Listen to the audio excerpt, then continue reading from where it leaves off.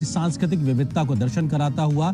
इसके अलावा तमाम मेहमानों के आने का सिलसिला लगातार जारी है और ये अंतर्राष्ट्रीय जो संगठन है उनसे जुड़े हुए तमाम मेहमानों का सिलसिला एक तरीके से ये शुरू हो गया, जहां पर प्रधानमंत्री मोदी और राष्ट्रपति द्रौपदी मुर्मू स्वागत कर रहे हैं तमाम मेहमानों का। और वसुधैव कुटुंबकम, one earth one family one future यहाँ साफ तौर पर लिखा हुआ है। फाइनेंशियल स्टेबिलिटी बोर्ड के वित्तीय स्थिरता बोर्ड के अध्यक्ष क्लॉस नॉट अपने आप में इस वक्त तस्वीरों में नजर आ रहे हैं और ये बताता है किस प्रकार से भारत के निमंत्रण पर दुनिया भर की तमाम शक्तियां इस वक्त पहुंची हुई हैं भारत खुश है अपने मेहमानों का स्वागत करने के लिए। और ये सिलसिला लगातार जारी यहां पर दिखाई पड़ रहा है और विहंगम तस्वीरें खुशनुमा माहौल के बीच में, और ये अपने आप में दिखाता है कि किस तरीके से तमाम लोग इस वक्त पहुंचे हुए हैं।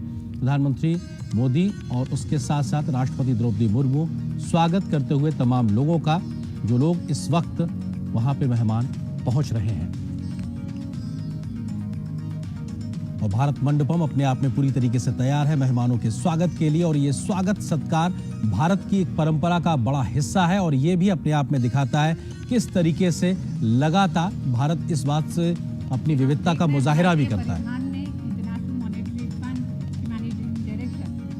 मिस्टर लीना जॉर्जिवा यहाँ पर पहुंच चुकी हैं, उनका भी स्वागत किया गया। और जब ये एयरपोर्ट पहुंची थी तो ये भारतीय नृत्य के साथ कहीं ना कहीं अपने आप को आगे जोड़ती नजर आई थी। वो बेहद खूबसूरत तस्वीरें हम लोगों ने इंटरनेशनल एयरपोर्ट से भी देखी थी।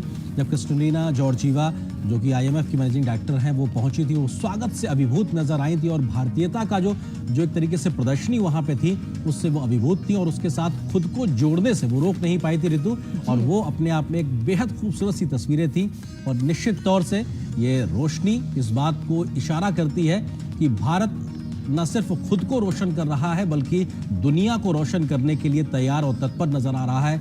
बढ़ती हुई ये रोशनी, सतरंगी रोशनी, सबको समाहित करने का संकेत और संदेश भी देती है कि किस तरीके से भारत सबके साथ समावेशित विकास को लेकर आगे बढ़ने की बात कर रहा है। ऋतु, आप जिस बात का जिक्र कर रही थी, अफ्रीकी नेशंस को G20 में स्थायी सदस्य के तौर पर शामिल करना, सबकी आवाज को मंच देना, ये भारत की सोच है और भारत हमेशा से सबको शामिल करके आगे बढ़ने का विचार को आगे बढ़ाता है। तो निश्चित तौर से ये तस्वीरें भी उस दिशा में आगे बढ़ती हैं जहां पर ये रोशन होता भारत मंडपम और यहां से निकलती रोशनी दुनिया को शायद एक आशा की किरण देगी, तब जबकि तमाम चुनौतियों के बीच में समाधान का व्यवहारिक रास्ता। और यूनाइटेड नेशंस के सेक्रेटरी जनरल एंटोनियो गुटरेस साहब इस वक्त तस्वीरों में आप देख रहे हैं, राष्ट्रपति द्रौपदी मुर्मू, प्रधानमंत्री नरेंद्र मोदी उनका स्वागत इस्तकबाल करते हुए। और निश्चित तौर से ये तस्वीरें ऐतिहासिक है भारत मंडपम से। और यूनाइटेड नेशंस के सेक्रेटरी जनरल एंटोनियो गुटरेस पहले भी भारत आ चुके हैं और उन्होंने कई मौकों पर, न सिर्फ भारत में बल्कि कई बार वैश्विक मंचों पर भारत में हो रही सामाजिक आर्थिक प्रगति और जिस प्रकार की नीतियां उसकी खुलकर तारीफ की है। 140 करोड़ की जनसंख्या वाले देश में सोशियो इकोनॉमिक पॉलिसीज के माध्यम से बड़ा परिवर्तन लाना, प्रधानमंत्री मोदी के नेतृत्व की जमकर तारीफ वो कई मंच पे कर चुके हैं। और एक बार फिर से मौका है भारत अपने मेहमानों का स्वागत करने के लिए और लगातार मेहमानों के आने का सिलसिला जारी है। ये रात्रि भोज देश की महामहिम राष्ट्रपति द्रौपदी मुर्मू जी ने आयोजित किया है। प्रधानमंत्री मोदी उनके साथ मौजूद हैं और सभी नेताओं का स्वागत करने के लिए। और ये तस्वीर अपने आप में बहुत कुछ बयां करती है, भारत भारतीयता इस सब का दर्शन कराती है। जी हाँ, हम देख रहे हैं कि जिस तरह से जब सुबह प्रधानमंत्री नरेंद्र मोदी स्वागत कर रहे थे सभी राष्ट्राध्यक्षों का G20 के शिखर सम्मेलन की शुरुआत से पहले, तो जहां पे स्वागत कर रहे थे वहां जो कोणार्क चक्र था वो बताता है किस तरह से कि भारत लगातार प्रगति भी कर रहा है, भारत की संस्कृति सभ्यता को बताता है। साथ ही साथ हमने देखा जिस तरह से नटराज की मूर्ति भारत मंडपम में है, वो भी भारत के उस इतिहास को ही बताती है जिसको लेकर भारत न सिर्फ तमाम मंचों पर उसकी ताकत को बताता रहा है, साथ ही साथ ये भी देखा गया है कि भारत किस तरह से इस पूरे आयोजन में भी भारत की संस्कृति और सभ्यता को दिखाता रहा। जो वर्ल्ड हेल्थ ऑर्गेनाइजेशन के डायरेक्टर जनरल है डॉक्टर टेड्रोस अधनोम घेब्रेयेसस, और ये उनकी इस वक्त प्रधानमंत्री मोदी और राष्ट्रपति द्रौपदी मुर्मू स्वागत कर रहे हैं। और निश्चित तौर से हमने देखा है कि वो पहले भी भारत आ चुके हैं। प्रधानमंत्री मोदी ने एक अपनेपन के साथ उनको एक नाम भी दिया था और वो अपने इस नाम से भी खुश थे। और हम जानते हैं कि उनके गुजरात दौरे के दरमियान दुनिया के पहले एक तरीके से पारंपरिक चिकित्सा के ग्लोबल सेंटर की शुरुआत भी हुई थी, जो भारत की परंपरागत चिकित्सा को भी दिखाता है और कैसे WHO ने अपने आप को उसके साथ जोड़ा था, वो भी अपने आप में बेहद महत्वपूर्ण। इस वक्त WHO के डायरेक्टर जनरल डॉक्टर गेब्रियेसस इस वक्त तस्वीरों में आप देख रहे थे। G20 भारत 2023 की मेजबानी करता हुआ वसुधैव कुटुंबकम, निश्चित तौर से खुशनुमा माहौल और बेहतर एक तरीके से आबो हवा का भी कह सकते हैं, क्योंकि तमाम देशों के झंडे लहराते हुए एक दूसरे के साथ में लहराते हैं और ये इस बात का एहसास भी कराते हैं कि सब एक दिशा में एक साथ दुनिया की बेहतरी के लिए मिलकर चलने को तैयार नजर आ रहे हैं। तो निश्चित तौर से विश्व की बेहतरी के लिए जो कदम उठाने हैं वो इन झंडों के हिलते हुए उस कदम से भी देखा जा सकता है। और यहाँ पर तमाम मेहमानों के आने का सिलसिला लगातार जारी है और हम देख पा रहे हैं कि प्रधानमंत्री नरेंद्र मोदी और राष्ट्रपति द्रौपदी मुर्मू मंडपम, भारत मंडपम में पहुंच रहे मेहमानों का स्वागत कर रहे हैं। ये रात्रि भोज से पहले की तस्वीरें और निश्चित तौर से दिन भर एक बड़ा हार्डकोर डिप्लोमेसी का एक वक्त चला। उसके बाद से अब यहाँ पर हम देखेंगे किस प्रकार से हल्के फुल्के अंदाज में भी तमाम नेता आपस में बातचीत करते नजर आएंगे। और निश्चित तौर से इस भारत मंडपम की जो तस्वीर है वो अब इस पर दुनिया भर की नजरें लगी हैं।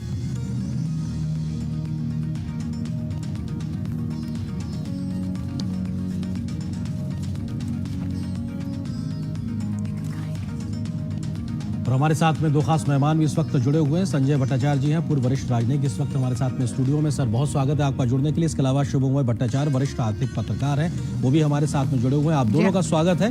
मिस्टर भट्टाचार्य जी, सबसे पहला सवाल, क्योंकि नए भारत, विकसित हो रहे भारत की ये तस्वीरें अपने आप में बहुत कुछ बयां करती है। इस वक्त तस्वीरों में हम देख सकते हैं जो वर्ल्ड बैंक के प्रेसिडेंट हैं अजय बंगा साहब, जो कि एक तरीके से भारतीय मूल के हैं और उनके द्वारा इस प्रकार की जिम्मेदारी को निभाए जाना अपने स्पाउस के साथ में इस वक्त मौजूद, और राष्ट्रपति द्रौपदी मुर्मू, प्रधानमंत्री मोदी, उनके साथ में मौजूदगी, और ये दिखाता है कि कैसे विश्व की तमाम शक्तियों के प्रतिनिधि इस वक्त हमारे साथ मौजूद जुड़ रहे हैं भारत मंडपम में। जी संजय जी, क्या कहेंगे सर आप इन तस्वीरों को देखकर? ये एक बहुत ही महत्वपूर्ण क्षण है, क्योंकि G20 का जो लीडर्स डिक्लेरेशन कुछ ही समय पहले अडॉप्टेड हुआ था और अभी उस डिप्लोमेसी से आगे जाके अपना जो संस्कृति का बात है उसको हम आगे बढ़ाते हैं। आप देखेंगे कि G20 में इस बार अर्थशास्त्र के अलावा, राजनीतिक के अलावा जो हमारा जो कल्चरल पिलर है उसके ऊपर भी काफ़ी अहम महत्व दिया गया है। और ये एक वैसा ही प्रतीक है जो कि भारत बहुत मशहूर है अपने सिविलाइजेशन के लिए, अपने कल्चर के लिए, और ये एक वैसा मौका है जिसमें हम अपने आए हुए अतिथियों को उसका एक झलक दिखा पाए। बिल्कुल, जिस बात का आप जिक्र कर रहे हैं, भारत मंडपम पूरी तरीके से सजा हुआ है, रोशनी में नहाया हुआ है। और ये यहाँ पर मिस्र के राष्ट्रपति अब्दुल फतेह अल सीसी, जो कि हमारे भारत की G20 प्रेसिडेंसी में आमंत्रित देशों की श्रेणी में मिस्र के राष्ट्रपति इस वक्त पहुंचे। हम जानते हैं कि मिस्र की कुछ दिनों पहले प्रधानमंत्री मोदी ने यात्रा की थी और उस यात्रा के दरमियान दोनों ही देशों के बीच में संबंधों को आगे बढ़ाने के लिहाज से ये बेहद महत्वपूर्ण मौका था। और कुछ समय में ही तमाम नेताओं की फिर से मुलाकात होना ये बढ़ते हुए संबंधों की गहराई को भी दर्शाता है। सर आप किस तरह से देखते हैं, कम समय में जब नेता एक दूसरे से मिलते हैं तो उसका एक ज्यादा इम्पैक्ट नजर आता है? भट्टाचार्य जी, प्रेसिडेंट सीसी को देखकर मुझे बेहद खुशी हुई, क्योंकि मैं मिस्र में राजदूत रहा हूँ और हमारे जो संबंध है वो बहुत ही निकट और घनिष्ठ और मजबूत है। अभी कुछ दिन पहले हम लोगों ने उसको एक स्ट्रेटेजिक पार्टनरशिप का भी रूप दिया। मिस्र, सऊदी अरेबिया, एमिरेट्स, जो कि 3 बहुत ही महत्वपूर्ण अरब राज्य के प्रतिनिधि हैं, इस G20 में जब भाग ले रहे हैं। मिस्र एक इनवाइटी के रूप में और एमिरेट्स भी वैसे ही। तो ये हमें ये भी दर्शाता है कि भारत का जो इन इलाकों के साथ बहुत एक पुराना ऐतिहासिक रिलेशनशिप है, जो G20 से काफ़ी पुराना है और जो अपने ग्लोबलाइजेशन का जो किस्सा है उससे भी बहुत पुराना है। और कैसे एक तरफ से बायलैटरल का प्रगति होता है, रीजनल का रिलेशंस बनते हैं, और ग्लोबलाइजेशन की और हम लोग ग्लोबल साउथ का एक वॉइस बन जाते हैं। जी हाँ, ये तस्वीरें जो हैं, ये तस्वीरें बहुत कुछ कहती हैं। जिस तरह से हम देखते हैं कि जो भारत का एक जो भाव है अतिथियों के प्रति, वो प्रधानमंत्री के उस पूरे एक तरह से अंदाज में दिखाई देता है। बिल्कुल, और ये जो तस्वीरें हैं, क्योंकि हम प्रधानमंत्री और राष्ट्रपति के पीछे देख पा रहे हैं, नालंदा की वो तस्वीर है, और ये भी भारत अपने आप से इस बात को दुनिया के सामने रख रहा है कैसे 5 से 12वीं सदी तक लगातार ये ऑपरेशनल था, और लोकतांत्रिक व्यवस्थाओं के माध्यम से, या कहा जाए शैक्षणिक व्यवस्थाओं के माध्यम से समृद्ध भारत की जो एक दुनिया तक एक छवि पहुंची थी, उसका एक बड़ा तरीके से कहा जा सकता है नालंदा उसकी एक प्रतिकृति रहा है। सर, किस तरह से आप देखते हैं, जब ये सिंबॉलिक ही नहीं होता, ये अपने आप में बेहद महत्वपूर्ण होता है, क्योंकि जब आप नालंदा का एक बैकड्रॉप रखते हैं पीछे, आप दुनिया को क्या संदेश दे रहे हैं?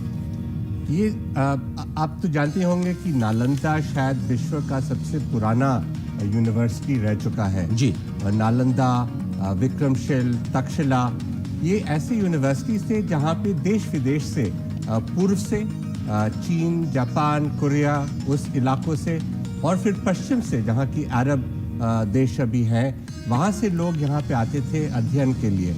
और उस समय इतना एक कंपटीशन था कि नालंदा में कैसे वो लोग एडमिशन पाए, और उस समय का जो हमारा विज्ञान था, अपना जो फिलॉसफी था, जो हिस्ट्री का जो डायलेक्टिक्स था, उसका जो अध्ययन होता था, वो सारे विश्व में प्रभाव किया हुआ है जी। आज अगर आप देखें कि साउथ ईस्ट एशिया का जो राज्य है, जहाँ पे हिंदू और बौद्ध धर्म का बहुत भारी प्रभाव है, वो ऐसे ही यूनिवर्सिटी से बाहर चल के। सर, आपको विनम्रता से रुको, क्योंकि जब नालंदा की बात करते हैं, इस इलाके की बात करते हैं, भगवान बुद्ध और भगवान महावीर का नाम स्वतः मन में आता है, और भारत ये हमेशा से कहता है ये भगवान बुद्ध का जो शांति का संदेश है वो दुनिया भर में आगे बढ़ाता है। तो विश्व शांति की बात को वैश्विक मंचों पर सबसे मुखरता से रखने वाला देश भारत, अगर वो महावीर भगवान बुद्ध के नालंदा के लोकतांत्रिक व्यवस्थाओं के बैकड्रॉप में खड़े होकर विश्व नेताओं का स्वागत करता है, तो ये अपने आप में बहुत कुछ बयां करता है। और संभवतः मॉरिशस के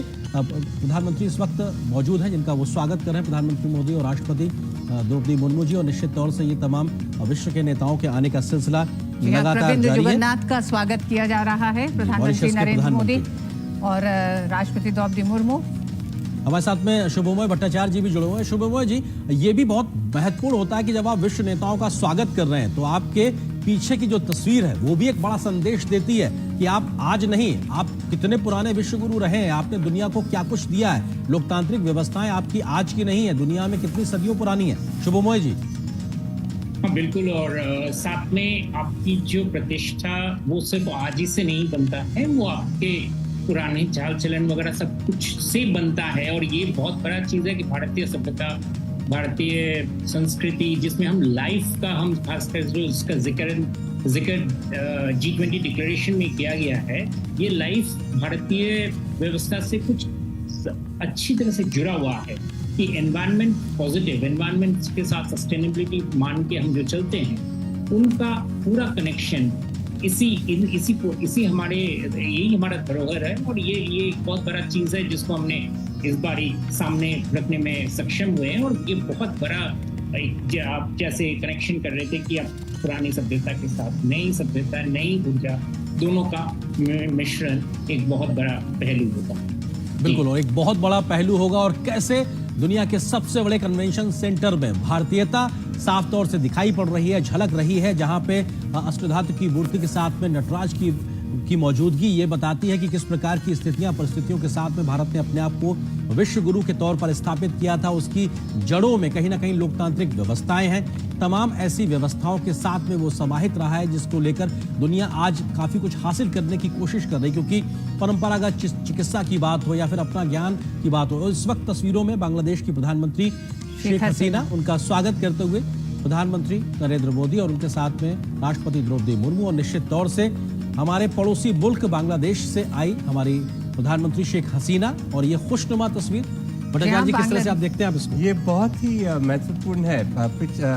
कल प्रधानमंत्री जी ने शेख हसीना के साथ बायलैटरल मीटिंग भी किया था। ये हमारे बहुत ही घनिष्ठ नेबर है, हमारे साथ इनका बहुत लंबा नाता है, और हमारा जो नेबरहुड के प्रति जो एक प्रायोरिटी है जी, हमारा जो बांग्लादेश के साथ जो रिलेशंस है, उससे ये उभर के आता है। और एक और बंगबंधु चीज़ का मुझे जो ख्याल आया जी था। जी जी आप बात करिए। जो कि मैं कहना चाहता था कि जैसे आप देख रहे हैं ये लोग आ रहे हैं, इसमें एक और भी झलक आता है कि भारतीय प्रवासी जो हैं वो भी देश विदेश में जाकर एक बहुत इम्पोर्टेंट स्तर पर पहुंच चुके हैं। आपने देखा वो वर्ल्ड बैंक के चीफ जो है बंगा, वो वहाँ पे थे, वो प्रवासी हैं। अनिरुद्ध जगन्नाथ मॉरिशस के जो प्रधानमंत्री हैं, कुछ देर बाद आप देखेंगे कि यूके के भी प्रधानमंत्री आएंगे, वो भी प्रवासी है। हमारा जो एक संस्कृति है जो कि हम लोगों ने देश विदेश में फैलाया हुआ है, और वहाँ के जो अपना संस्कृति है उनके साथ वो मिल चुके हैं, लेकिन एक भारतीयता का जो है वो एसेंस वो उनके साथ रह जाता है, और ये भी बड़े सुंदर तरह से इस पे नजर आ रहा है।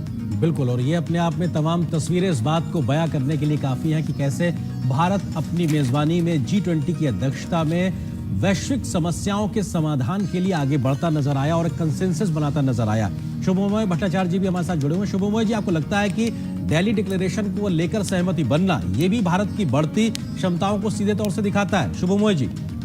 आर्यन जी, साथ दिल्ली डिक्लेरेशन ही नहीं, साथ में जो कुछ देर पहले जो प्रधानमंत्री जी ने जो India middle east Europe corridor आर्थिक कॉरिडोर का जो प्रपोजल का जो घोषणा किए हैं, उसको मैं बहुत ही सिग्निफिकेंट मानता हूँ, क्योंकि ये कॉरिडोर एक पूरे दुनिया के जो शुभमोय जी, हम अपने दर्शकों को ये भी बताते चल रहे हैं कैसे कैसे करके एक एक मेहमान पहुंच रहे हैं। सिंगापुर के प्रधानमंत्री इस समय पहुंच चुके हैं, और प्रधानमंत्री हर अपने उस मेहमान को, पहुंचने वाले मेहमान को ये जरूर बता रहे हैं कि ठीक उनके बैकड्रॉप में जो नालंदा विश्वविद्यालय है, इसका इतिहास क्या है, किस तरह से इसको नष्ट किया गया, और भारत की शिक्षा के क्षेत्र में जो ताकत थी उसको लगातार प्रधानमंत्री अपने हर मेहमान से साझा कर रहे हैं। हमारे साथ स्टूडियो में जो तस्वीरों में हमने देखा कि अभी सिंगापुर के प्रधानमंत्री ली शिएन लूंग थे, और प्रधानमंत्री मोदी ने और राष्ट्रपति द्रौपदी मुर्मू ने उनका स्वागत किया, इस्तकबाल किया। निश्चित तौर से ऋतु, आप जो बात कह रहे थे कि वो बैकड्रॉप अपने आप में मायने रखता है।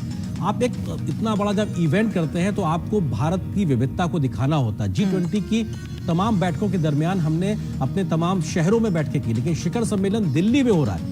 बावजूद उसके हम अपने इतिहास से, अपनी संस्कृति से तमाम शिखर नेताओं को रूबरू करा रहे हैं। ये भी अपने आप में बेहद महत्वपूर्ण है। एम्बेसडर भट्टाचार्य, क्या आपको लगता है कि भारत ने जिस तरह से भारत मंडपम का जो पूरा एक तरह से तैयार किया है, उसमें नटराज की मूर्ति, सुबह ओडिशा का कोणार्क चक्र और अब नालंदा विश्वविद्यालय, भारत अपने उस इतिहास को भी इस दुनिया को दिखाना चाहता है, उस समृद्ध इतिहास को जिसमें शिक्षा, संस्कृति, परंपरा, सनातन सब कुछ समाहित है, और विश्व कल्याण के लिए हर चीज का इस्तेमाल किया गया।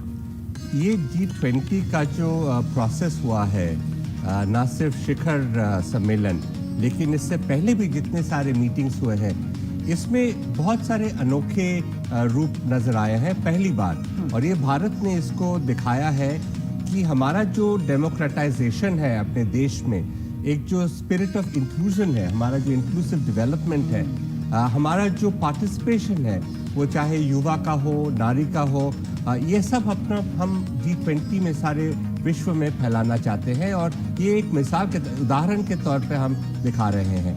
हमारा जो संस्कृति बहुत ही समृद्ध है, बहुत ही इंस्पिरेशनल है, और इससे पीछे भी, जैसे कि मैं कह रहा था कि साउथ ईस्ट एशिया में, अरब राज्यों में, यूरोप का जो एनलाइटनमेंट हुआ वो भी इसी विज्ञान का डेवलपमेंट से हुआ। तो ये जो हम शेयर कर रहे हैं आज, ये एक महत्वपूर्ण चीज़ है, क्योंकि ये हम लोग पहली बार G20 का प्रेसिडेंसी है।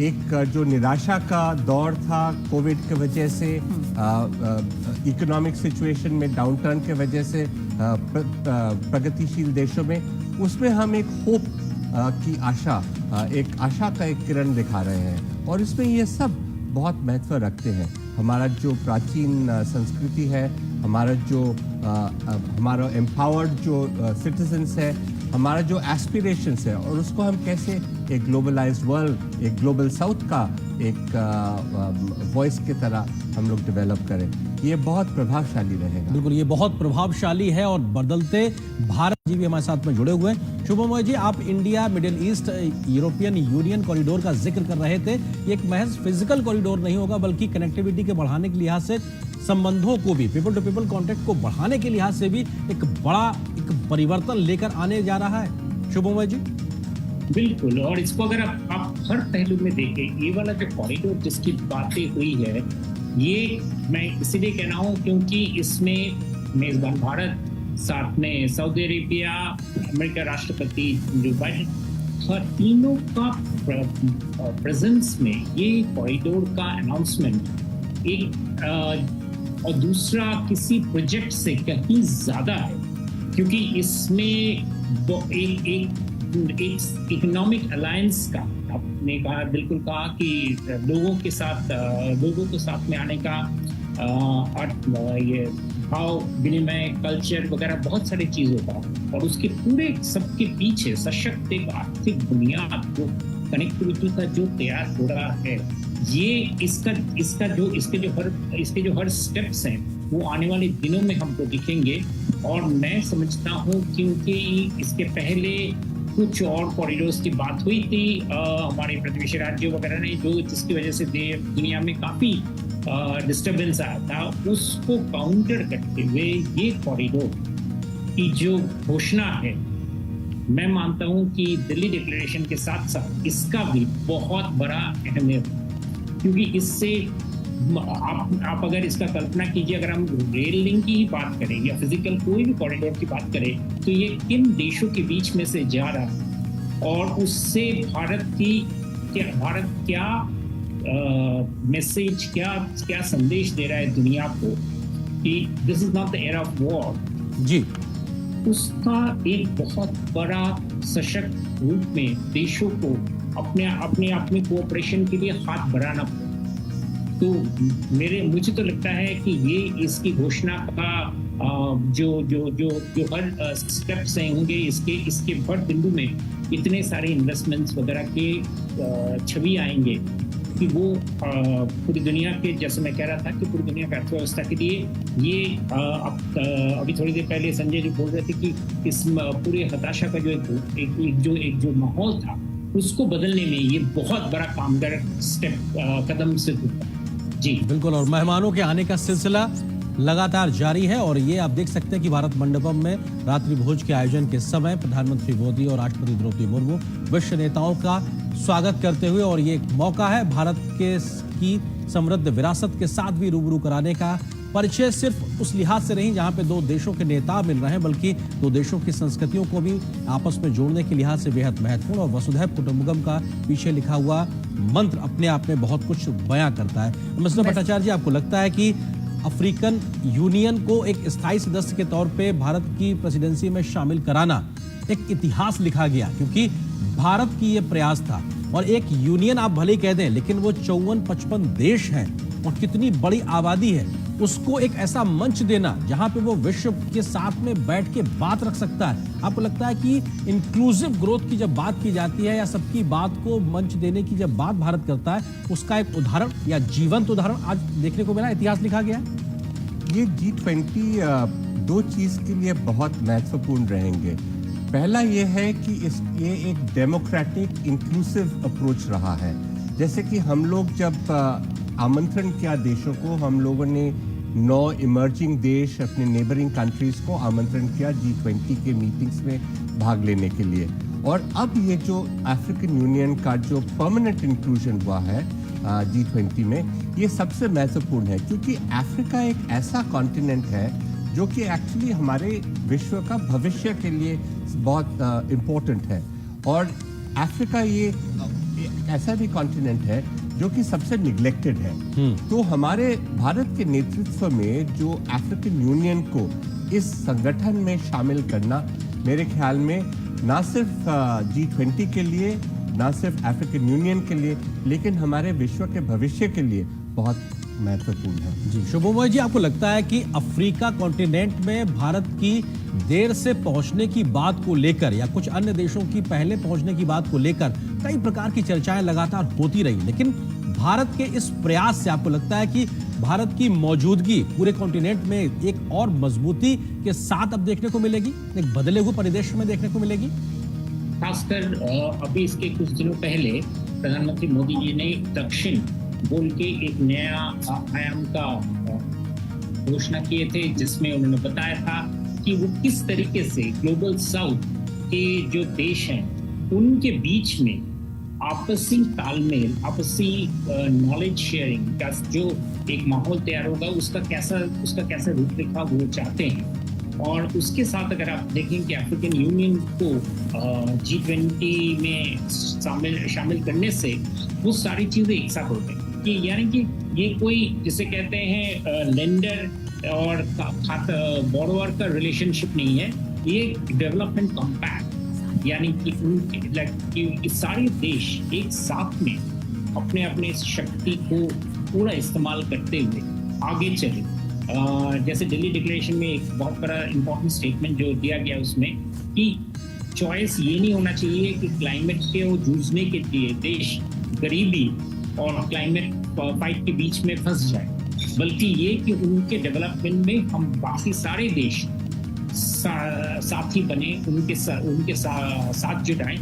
ये सारे कंसेप्ट्स जो हैं ये वन वर्ल्ड वन फैमिली का एक जैसे कि क्रियान्वयन करने का एक बहुत बड़ा अहम कदम।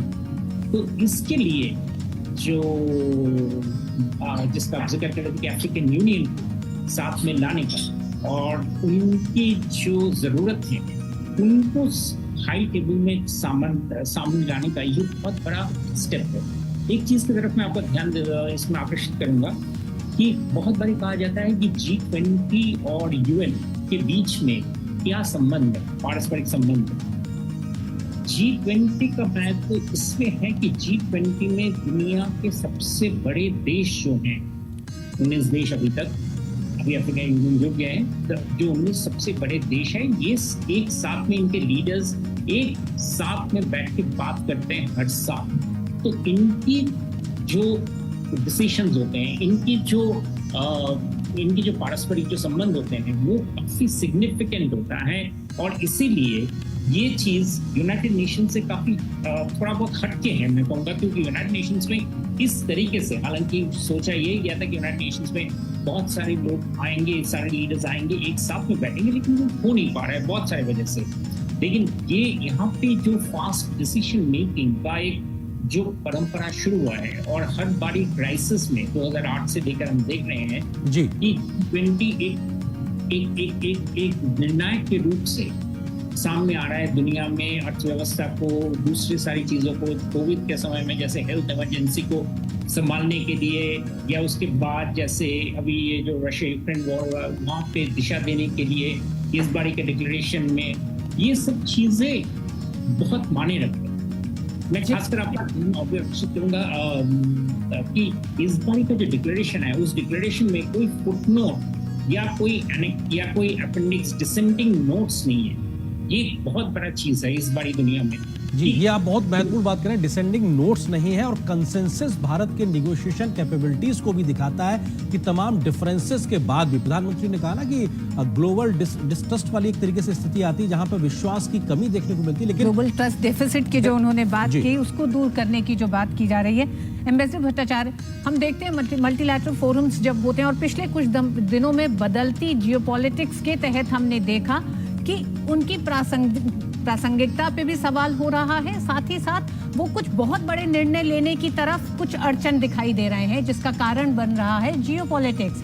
आज ऐसे समय जब वैश्विक अर्थव्यवस्था पर एक संकट है, तमाम देश बहुत सारी आर्थिक चुनौतियों से जूझ रहे हैं, ऐसे में अगर भारत G20 के पहले दिन कुछ बड़े मकसद निकालने में कामयाब हो जाता है तो इसे आप क्या मानते हैं?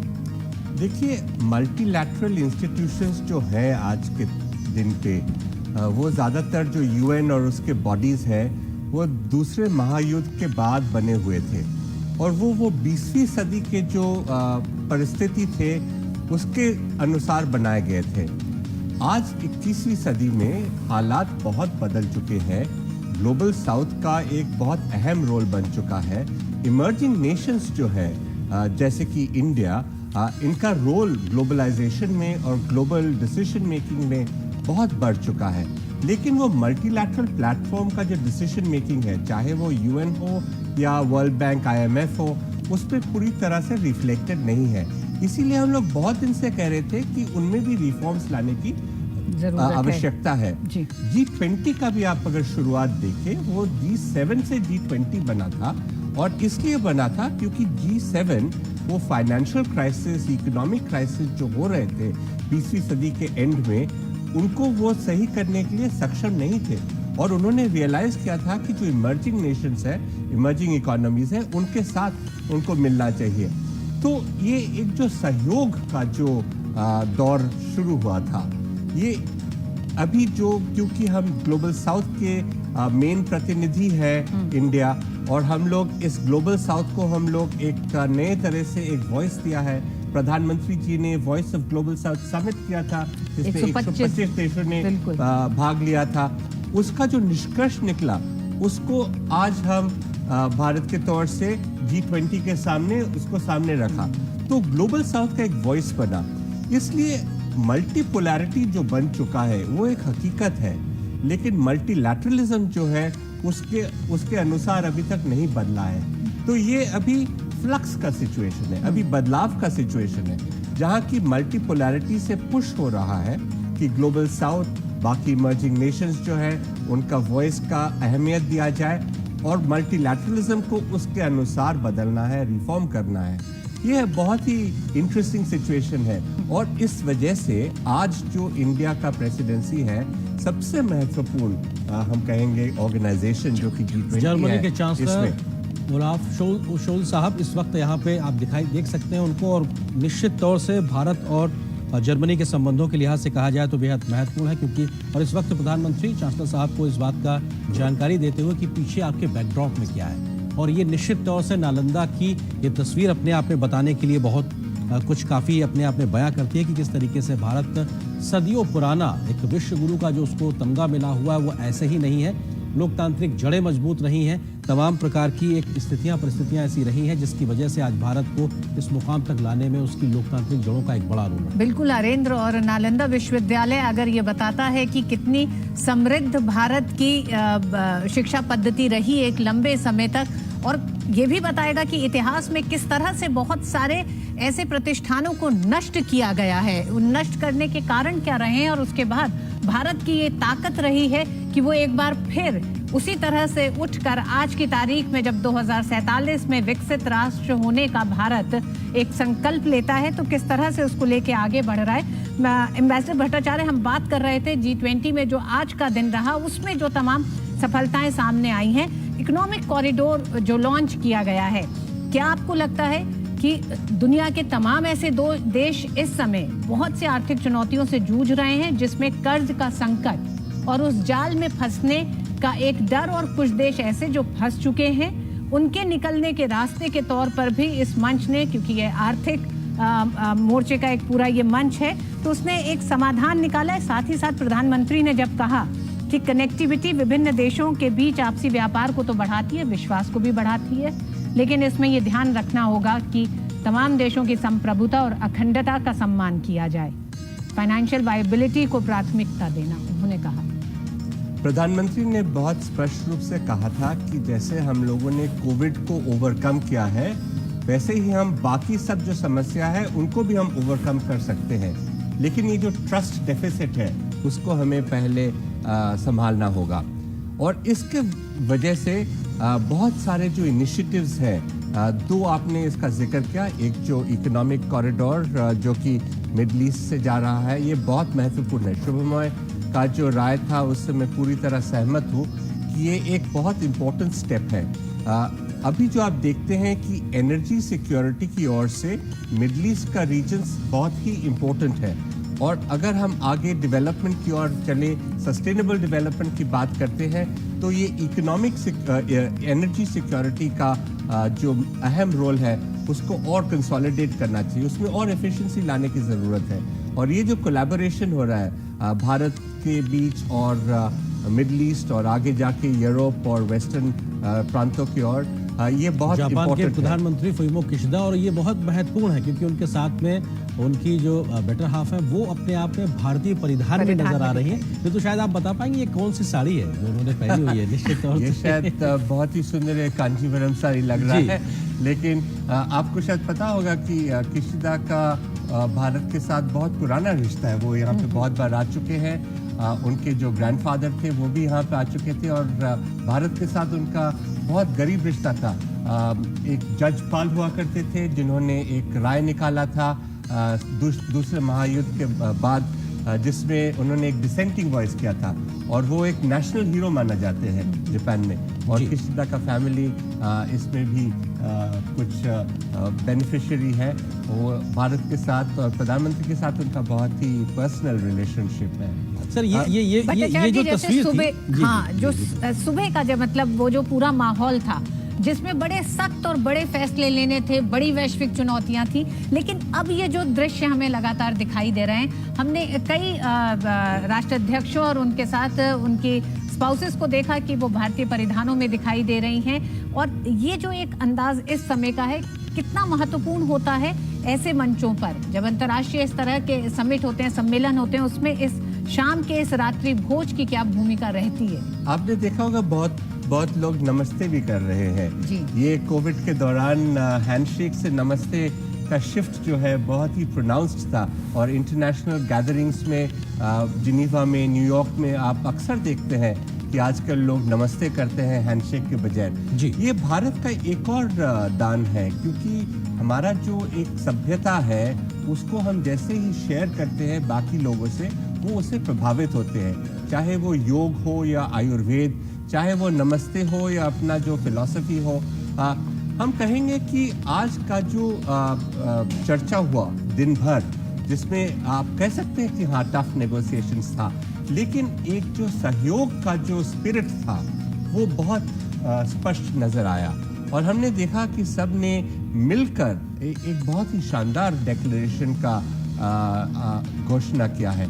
और उसके बाद ये अभी एक क्या कहते हैं कि रिजॉइस करने का समय है जी। और भारत अपने सही रूप से इसका एक अनुभव दे रहे हैं। दिन भर की हार्डकोर डिप्लोमेसी के बाद में शाम को एंजॉय करने का वक्त है, ये बहुत महत्वपूर्ण बात करें। शुभमोय भट्टाचार्य जी भी हमारे साथ जुड़े हुए। शुभमोय जी, सस्टेनेबल डेवलपमेंट गोल्स को लेकर भी दिल्ली डिक्लेरेशन में साफ तौर से बात कही गई। आपको लगता है कि 2030 के जिस लक्ष्य को लेकर दुनिया चल रही है उसमें हम काफी पीछे चल रहे हैं, हमसे मतलब दुनिया की हम बात कर रहे हैं।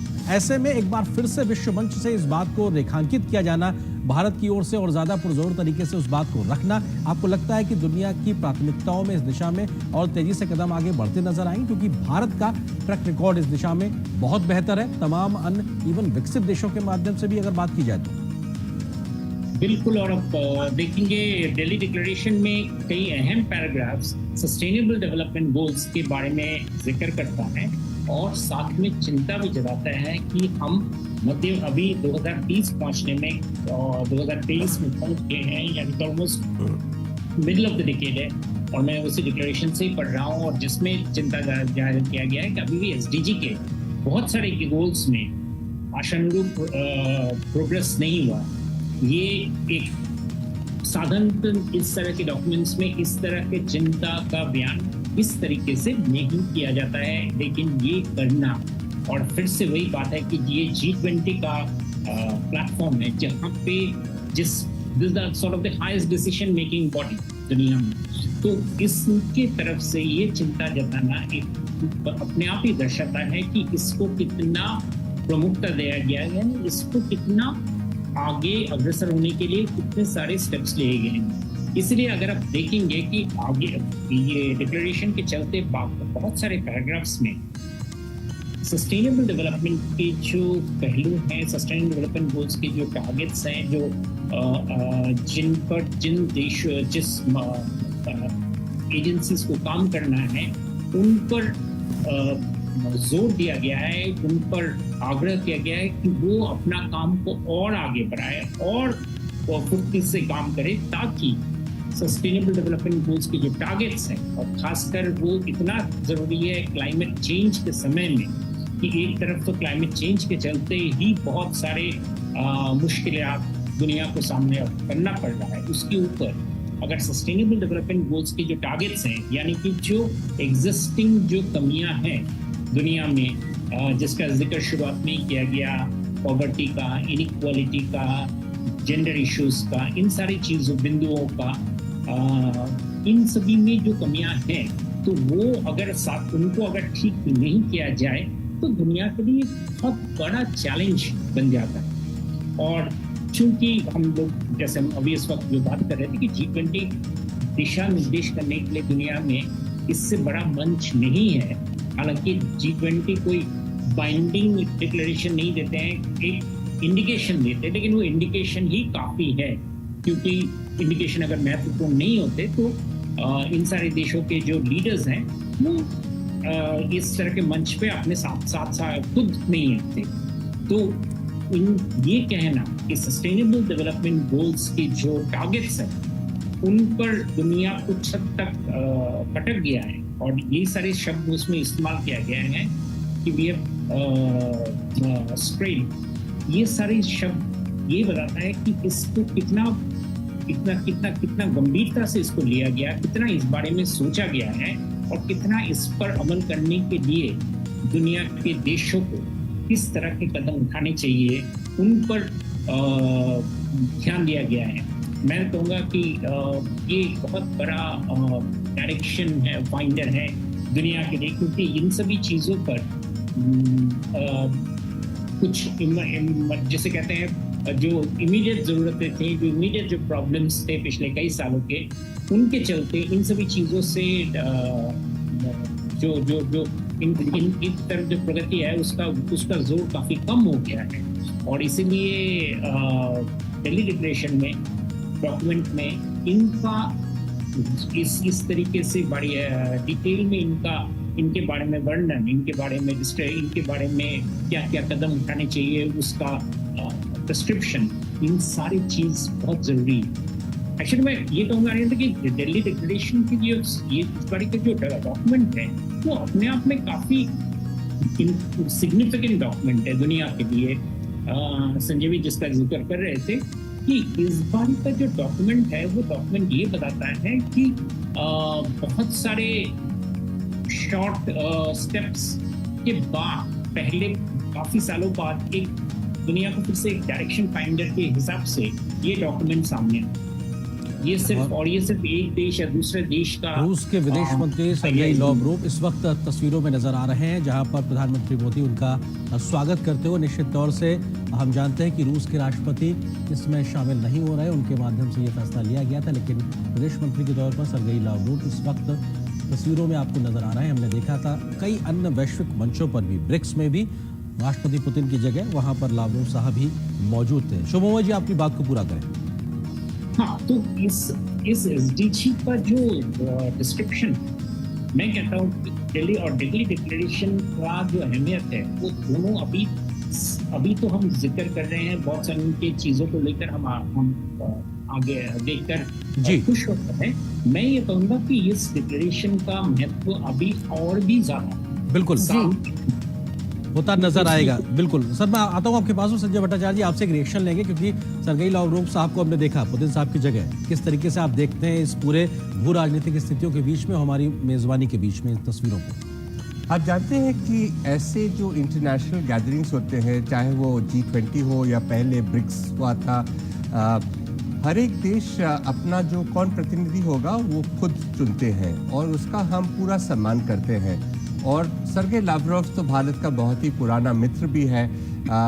हाल में आपने भी जिक्र किया था कि ब्रिक्स का जो समिट हुआ था, जो कि जोहान्सबर्ग में, उसमें भी पुतिन मौजूद नहीं थे। उन्होंने एक वीडियो मैसेज भेजा था हालांकि, बट सर्गेई लावरोव वहाँ भी थे। ऋषि सुनक इस वक्त ऋतु नजर आ रहे हैं, और ब्रिटेन के प्रधानमंत्री ऋषि सुनक, क्योंकि हमने देखा है कि कैसे भारत और भारतीयता के साथ में उनका जुड़ाव है, और हर भारतीय को इस बात को लेकर फख्र भी है, क्योंकि भारतीयों को भी लगता है कि हाँ, भारत से जुड़ाव रखने वाले व्यक्ति दुनिया के कितने बड़े ओहदों पे मौजूद हैं और दुनिया के बड़े मुल्कों को दिशा देने में बड़ा रोल अदा कर रहे हैं। आप नमस्ते का जिक्र कर रहे थे। बिल्कुल उसी मुद्रा में ऋषि सुनक भी दिखाई दे रहे हैं, और भारत पहुंचने के बाद भी उन्होंने कहा कि भारत आने के उनके कई मायने हैं। उनका जो 2 से 3 दिन का जो प्रवास है उसमें बहुत सारे वो कार्यक्रमों के साथ आए हैं।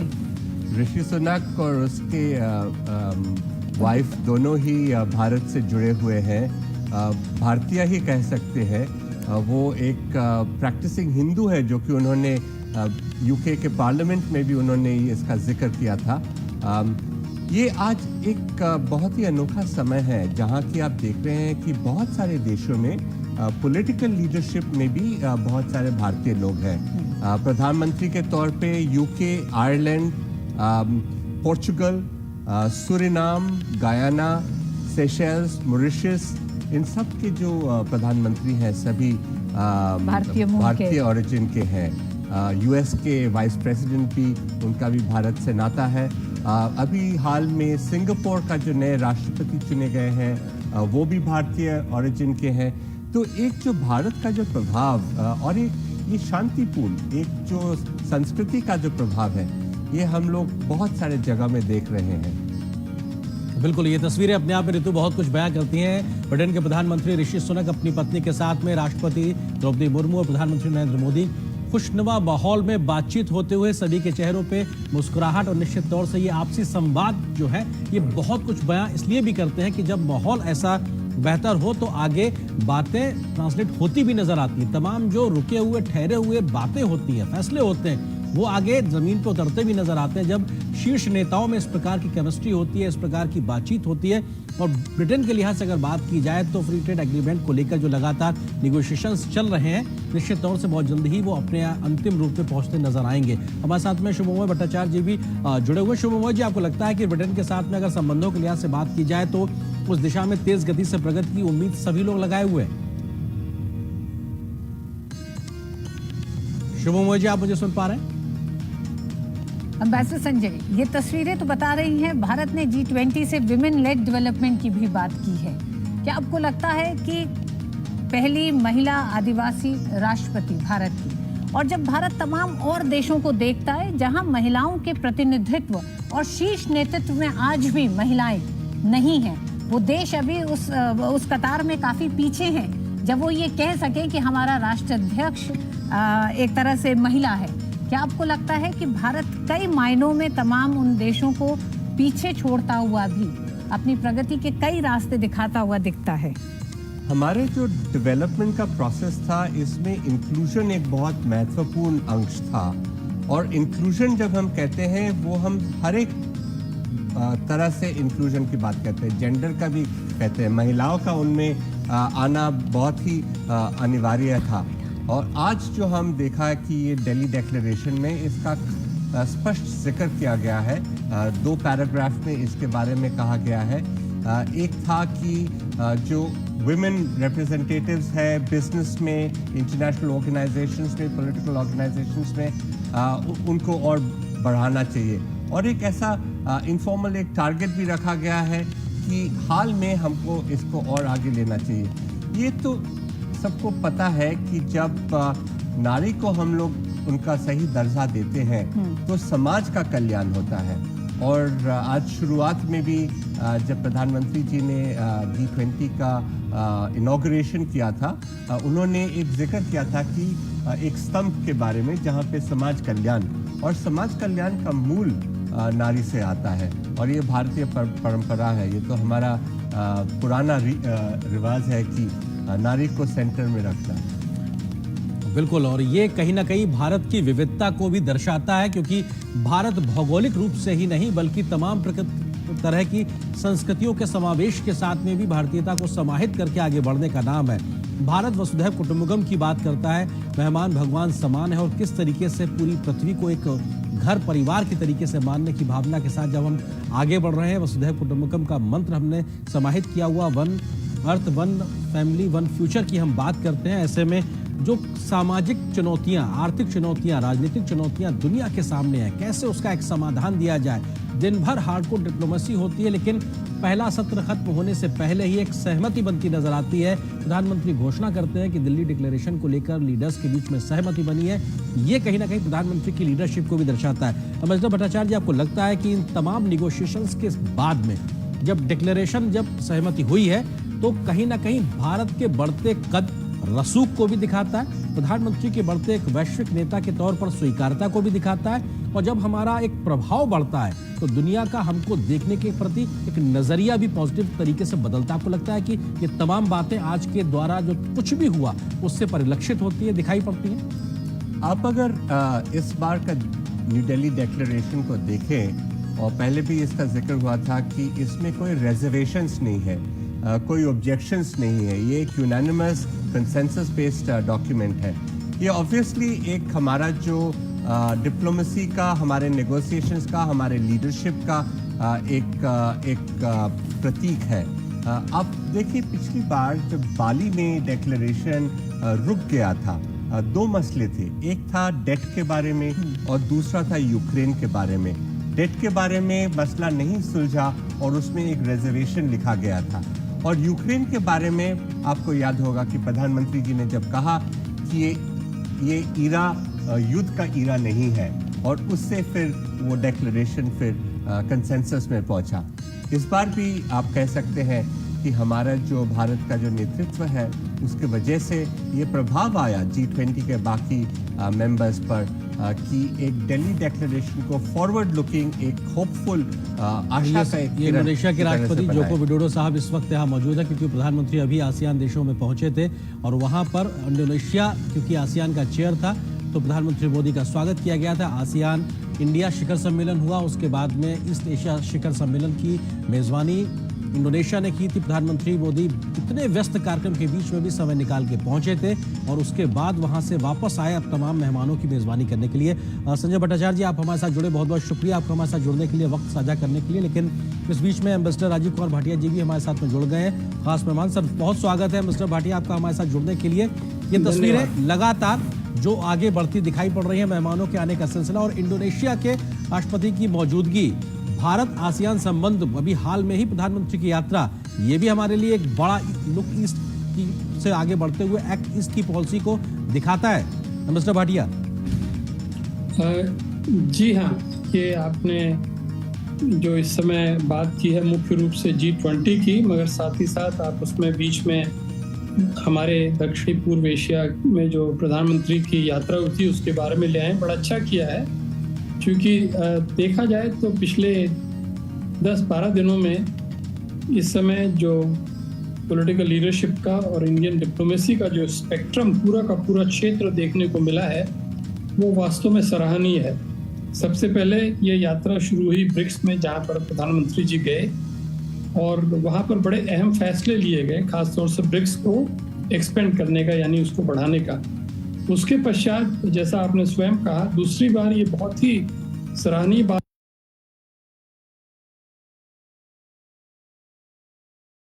रही और दक्षिण पूर्व एशिया के देशों को बहुत अच्छा लगा कि अपने घर में इतनी बड़ा सम्मेलन होने जा रहा था 9 और 10 को, फिर भी प्रधानमंत्री 7 तारीख को 24 घंटे की तकरीबन यात्रा करते हुए जकार्ता पहुंचे और वहां पर भी उन्होंने एक महत्वपूर्ण भूमिका निभाई। और उसके पश्चात अब जब यहाँ पर आए और 2 दिन का सम्मेलन था और बहुत विशेषज्ञ, पत्रकार इत्यादि ये कह रहे थे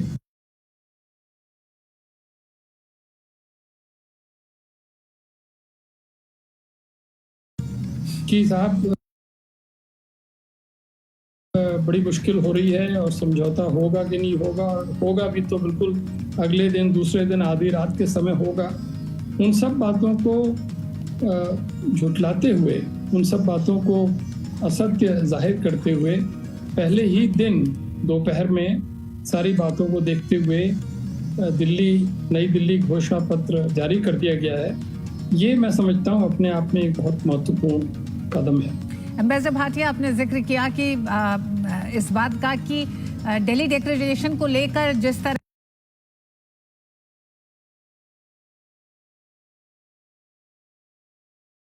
के कयास भी लगाए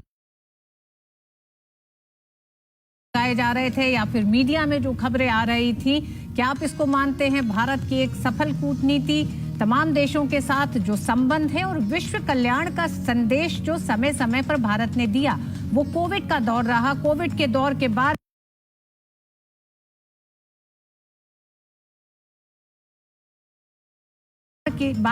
जिस तरह से फूड सिक्योरिटी को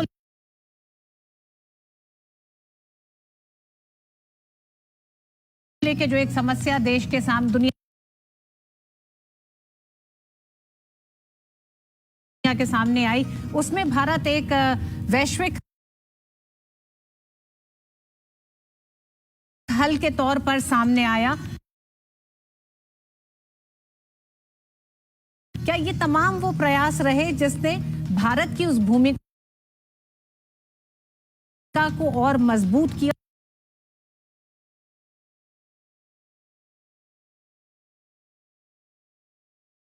और आधार दिया, जिस पर आज दिल्ली डिक्लेरेशन पर सहमति तमाम देशों की सामने आई? मैं इस बात को मानता हूं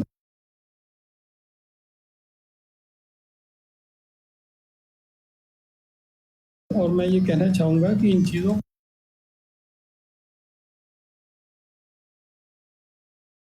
को हम दो पहलुओं से देख सकते हैं, राजनीतिक दृष्टि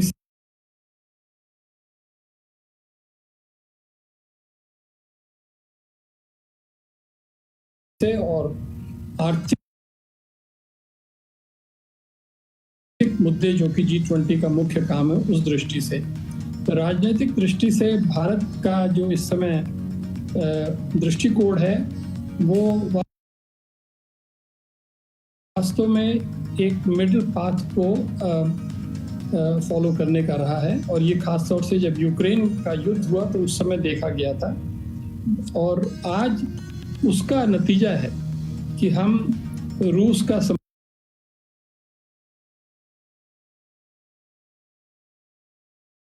समर्थन प्राप्त कर सके। रूस को कभी भी हमने कितना ही प्रेशर पड़ा दिल्ली के ऊपर, भारत के ऊपर, मगर उसको हमने उसकी पब्लिक रूप में आलोचना नहीं करी। जो कुछ भी हमें उससे कहना था हमने अंदरूनी तरीके से कहा, और साथ ही साथ ये कहा कि रूस एक बड़ा देश है, हमारा मित्र है, उसकी हम आलोचना नहीं कर सकते। उसका जवाब ये हुआ कि आज रूस ने जब ये देखा कि भारत के लिए, G20 के लिए, दुनिया के लिए ये घोषणा पत्र जारी करना ज़रूरी है, तो उन्होंने अपना सहयोग दर्शाया। और जो ही उन्होंने अपना सहयोग दर्शाया, दूसरा देश जिससे थोड़ा भय था, जिससे चिंता थी, चीन, वो भी सामने आया और उसने भी समर्थन जाहिर कर दिया। तो ये तो हुआ राजनीतिक और कूटनीतिक दृष्टि से। जी। आर्थिक दृष्टि से हम ये जरूर कह सकते हैं कि जो भी हमने 7-8 मुख्य मुद्दे चुने थे, हमारी सरकार ने जो मुख्य मुद्दे चुने थे, वो सब ऐसे मुद्दे थे जिसके ऊपर दुनिया के एक बहुत बड़ा हिस्सा जो है, जिसे ग्लोबल साउथ कहते हैं, उसके हितों की रक्षा को ध्यान में रखते हुए बनाया गया था। ये मात्र भारत के लिए नहीं था, विकासशील देशों के लिए फ्रांस के राष्ट्रपति इमैनुअल मैक्रो। एम्बेसडर भाटिया, आपको जरा सा रोकना चाहेंगे, इन तस्वीरों के बारे में बात कर लें और फिर हम आपके पास सवालों पर आते हैं। फ्रांस के राष्ट्रपति, और हमने ध्यान है कि अभी जुलाई महीने में ही प्रधानमंत्री मोदी की फ्रांस की यात्रा हुई थी, जहां पर वो वहां पे मेहमान बने थे और उनको वहां का सर्वोच्च नागरिक सम्मान भी मिला था, और ये भारत और फ्रांस के बढ़ते रिश्तों को दर्शाता है। और इस वक्त प्रधानमंत्री मोदी फ्रांस के राष्ट्रपति इमैनुअल मैक्रों जी को समझाते हुए कि पीछे बैकड्रॉप में क्या है। ये बैकड्रॉप में नालंदा की तस्वीर है। नालंदा वो ज्ञान का कुंज है जो कितने सदियों पहले एक तरीके से भारत ने स्थापित किया था, जिससे न सिर्फ भारत बल्कि पूरा क्षेत्र कहीं ना कहीं उसको ज्ञान मिलता था। और वहां पे भगवान बुद्ध, भगवान महावीर, इस पूरे इलाके के लिहाज से अगर देखा जाए तो वो भी दिखाई पड़ते हैं। और जब भारत ये कहता है कि ये युद्ध का नहीं, बुद्ध की बात को मानते हुए शांति को स्थापित करने का युग है, तो ये निश्चित तौर से उस तस्वीर से भी निकलती हुई एक उम्मीद की किरण है, जो आज दिखाती है कि हम उतने पहले भी अपने मूल्यों के साथ जुड़े थे। सदियों पुरानी 5वीं से 12वीं शताब्दी के बीच अगर लिहाज से बात की जाए, और आज भी हम उन लोकतांत्रिक परंपराओं के साथ आगे बढ़ते नजर आ रहे हैं। और फ्रांस के साथ भारत की बढ़ती दोस्ती ये अपने आप में दिखाता है किस प्रकार से भारत और फ्रांस के रिश्तों में एक नई गहराई आई है। अमिताभ भाटिया जी, हम इन्हीं तस्वीरों पर समझना चाहेंगे भारत और फ्रांस के लगातार बढ़ते रिश्ते, आपसी समझ, और ये महज व्यापारिक रिश्ते नहीं है बल्कि तमाम मसलों पर बढ़ती समझ ये दिखाती है कि ये बात अब एक और स्तर ऊपर है, जहां पे हमारी समझ आगे है और फ्रांस भी हमको अहमियत किस स्तर की देता है। मिस्टर भाटिया। जी हाँ, फ्रांस हमारे लिए एक बहुत महत्वपूर्ण सामरिक पार्टनर के रूप में न केवल आज या कल से बस बहुत वर्षों से रहा है। और उसका मुख्य कारण यही है कि दोनों देश फ्रांस और भारत हमेशा ये मानकर चलते रहे हैं कि दुनिया में हमेशा मल्टीपोलैरिटी को बढ़ावा दिया जाना चाहिए और जो भी देश हैं वो अपनी विदेश नीति को स्वतंत्रता से उसको बना सकते हैं और उसका कार्यान्वयन कर सकते हैं। तो ये एक ऐसा बड़ा एकता का बल है जो हम दोनों को साथ रखता है। इसके अलावा बाकी तो और बहुत सारी बातें जो आपने स्वयं कही हैं, संस्कृति, कला, इतिहास, जनता से जनता का मेल, वो सब जरूरी है। और मैं विशेष रूप से कहना चाहूँगा कि फ्रांस के बारे में थोड़ा बहुत मैं जानता हूँ। सबसे पहली पोस्टिंग मेरी भारतीय एम्बेसी पेरिस में ही हुई थी जी। वहाँ पर फ्रेंच भाषा सीखने का अवसर मिला था और उस जमाने से आज के ज़माने तक फ्रांस में जो भारत के प्रति दृष्टिकोण है, भारत के प्रति जो परसेप्शन से छवि है, वो पूरी तरह से बदल चुकी है। और इसमें कोई संदेह नहीं है कि आज जो सम्मेलन हुआ है उसकी सफलता में हमारे जो मुख्य देश हैं उनका हाथ रहा है। फ्रांस का जरूर इस बारे में सर मैं एक चीज इसी के साथ आपसे जोड़ के पूछना चाहूंगा, क्योंकि India middle east European economic corridor की भी आज लॉन्चिंग हुई है, इसकी शुरुआत हुई है। फ्रांस के राष्ट्रपति की भी मौजूदगी वहां पे थी, तमाम विश्व नेताओं के साथ में। ये जो कनेक्टिविटी का बढ़ता दायरा है भारत से लेकर मिडिल ईस्ट और यूरोपियन देशों तक, ये आपको दिखाता है कि कनेक्टिविटी को लेकर किस प्रकार से हम आगे बढ़ रहे हैं। और ये सिर्फ आपसी जुड़ाव ही नहीं बल्कि कई प्रकार के संदेश भी अपने आप में दुनिया भर को देता है। किस तरह से आप देखते हैं इसको?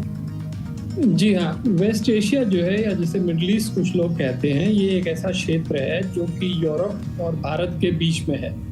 भारत का इससे ऐतिहासिक संबंध रहा है और ये जो इकोनॉमिक कॉरिडोर या कनेक्टिविटी कॉरिडोर की बात आज आगे बढ़ी है, दो बातें मैं स्पष्ट करना चाहूँगा कि ये प्रत्यक्ष रूप से G20 का प्रोजेक्ट नहीं है, मगर G20 के सम्मेलन का पूरा लाभ उठाते हुए जो भी संबंधित देश थे उनके नेताओं ने अपनी अलग से बैठक में शामिल होकर और पहले से जो तैयारी का काम चल रहा था उसको आगे बढ़ाते हुए अपना अनुमोदन किया है। और इसकी आपने जैसा स्वयं कहा, इसके आर्थिक जो लाभ होंगे वो न केवल क्षेत्र को होंगे बल्कि उसके जितने भी पार्टनर्स होंगे उनको भी मिल सकता है। हमें ये ध्यान रखना पड़ेगा कि ये बिल्कुल अभी शुरुआत है इस प्रोजेक्ट की, समय लगेगा, मगर इसके परिणाम अंत में सभी देशों के लिए, उनके लोगों के लिए, उनके बिजनेस के लिए और उनके नेतृत्व के लिए अच्छे होंगे, ऐसा माना जाता है। खास तौर से इसलिए क्योंकि इस क्षेत्र में बहुत वर्षों से लड़ाइयाँ होती रही हैं और यदि अब ये क्षेत्र पूरी तरह से विकास के रास्ते पर चल पड़ेगा, विकास पर अपना फोकस करेगा, तो निस्संदेह शांति बनाने के यत्न में जो भी पुराने संघर्ष हैं वो धीरे धीरे समाप्त होंगे, ऐसी आशा कर सकते हैं। जी, अम्बेसडर भाटिया, हम बात कर रहे हैं लगातार जिस तरह से आज रात का रात्रि भोज का आयोजन हो रहा है, हम ये भी देखते रहे हैं कि पिछले अगर हम 10 साल की बात करें, प्रधानमंत्री नरेंद्र मोदी, ये जो तमाम आमंत्रित देश हैं G20 में, इनमें से बहुत से ही देशों के साथ और लगभग सभी देशों के साथ द्विपक्षीय संबंध भी हैं। क्या आप ये मानते हैं कि प्रधानमंत्री अपने जब दौरे करते रहे हैं इन तमाम देशों में तो भारत की संस्कृति को इन देशों से जोड़ते रहे हैं? आज जब ये तमाम राष्ट्राध्यक्ष भारत पहुंचते हैं, दिन भर की बड़ी मुलाकातों और ठोस मुद्दों पर मंथन के बाद ये जो वक्त है रात्रि भोज का, मुलाकातों का, क्या आपको लगता है ये भी एक सॉफ्ट डिप्लोमेसी में एक बड़ी भूमिका अदा करते हैं?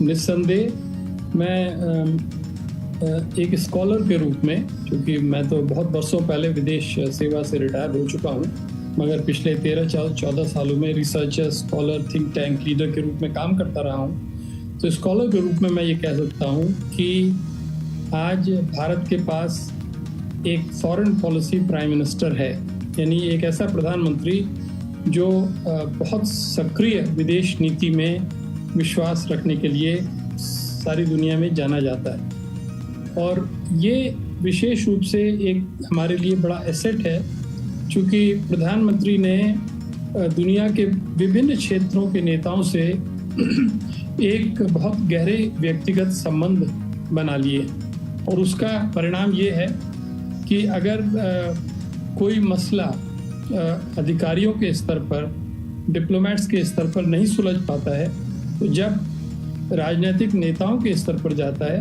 तो उसको सुलझने में बहुत ज़्यादा समय नहीं लगता है। और ये आज ही हमने देखा, जब आज इतिहास बना, जैसा मैं कह रहा था कि एक तरफ तो लोग सोच रहे थे कि साहब दूसरे दिन के अंत में 12 बजे रात तक भी अगर घोषणा पत्र छप जाए तो बहुत बड़ी चीज़ होगी, मगर तकरीबन 24 घंटे पहले इस परिप्रेक्ष्य में कि पिछले 9 महीनों में ना ऑफिशियल स्तर पर ना ही मंत्रियों के स्तर पर एक भी not a single consensus document had emerged.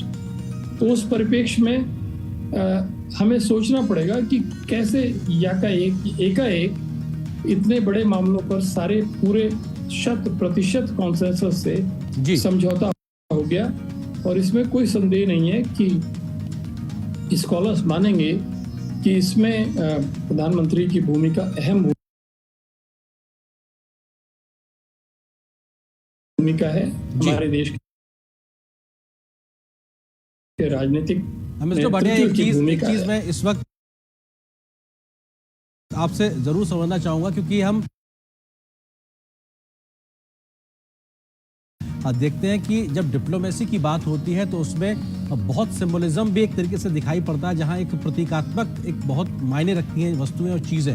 इस वक्त हम रात्रि भोज का जिक्र कर रहे हैं, तो मेन्यू में खाने की मेज पर क्या क्या चीजें हो सकती हैं, इसको लेकर आपको लगता है कि भारत जिन बातों को आगे रखता रहा है, क्योंकि मिलेट्स की बात करते हैं हम, श्री अन्न की बात करते हैं, आपको लगता है कि ये तमाम चीजें भी कहीं ना कहीं उस मेज, खाने की मेज पर होंगी जो भारत दुनिया के सामने रखना चाहेगा कि साहब ये भी समाधान है, अगर आप मिलेट्स के माध्यम से आगे बढ़ेंगे तो खाद्य सुरक्षा भी होगी, इसके अलावा आप पर्यावरण संतुलन भी बना सकते हैं। आप श्री अन्न के तरीके से भारत ने कैसी अपनी योजनाओं में इसको शामिल किया है, इसका भी एक संदेश हो सकता है। आपको लगता है कि ये तमाम चीजें कहीं ना कहीं शामिल हो सकती हैं? ये बहुत सारी नई बातें हैं जो कि हमारी डिप्लोमेटिक कंडक्ट में सामने आई हैं, और उसका मुख्य कारण मैं समझता हूँ यही है, जो मुझे अभी 3-4 दिन पहले एक प्रश्न का उत्तर देते हुए विदेश मंत्री डॉक्टर एस जयशंकर ने स्वयं मुझे बताया था, और वो यही था कि जो हम देश में अपनी नीतियों का पालन कर रहे हैं उसी से जुड़कर हम विदेश नीतियों का पालन करें। यानी उदाहरण के रूप में यदि हम सामाजिक न्याय को लाने का भारत में प्रयत्न कर रहे हैं तो वही हम प्रयत्न बाहर भी करें।